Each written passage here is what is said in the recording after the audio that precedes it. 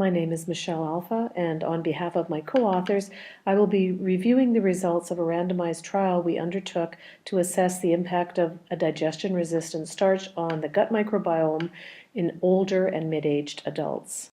The key findings of this clinical study were that MSPrebiotic, a digestion-resistant starch, was well tolerated in mid and elderly adults and does fit the current definition of a prebiotic.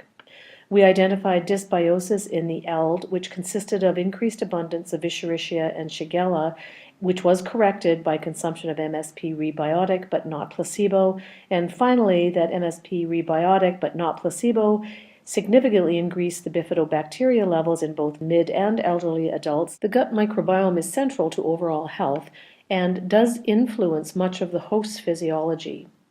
In addition, the diversity of the gut microbiome does change with age and in particular deteriorates with aging.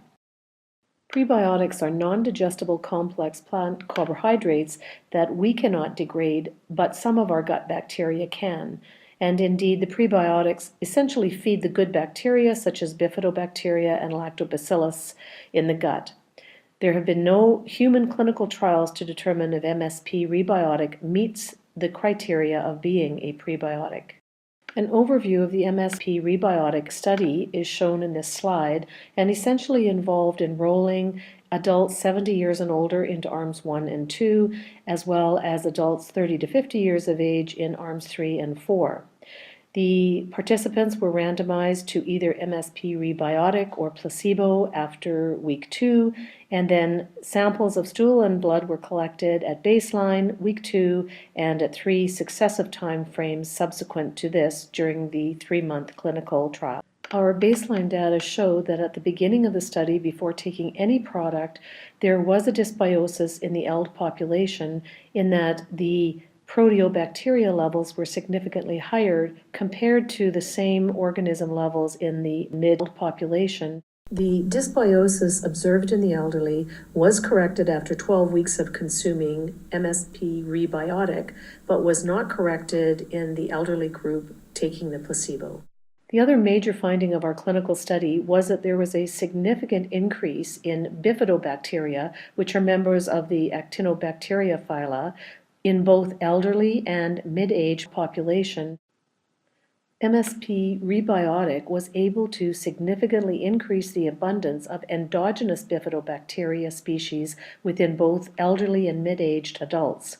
Specifically, the arrows indicate those species that were increased with the consumption of MSPrebiotic in both mid and eld. And of interest, Bifidobacterium dentium, which is associated with dental caries, was reduced in both these populations.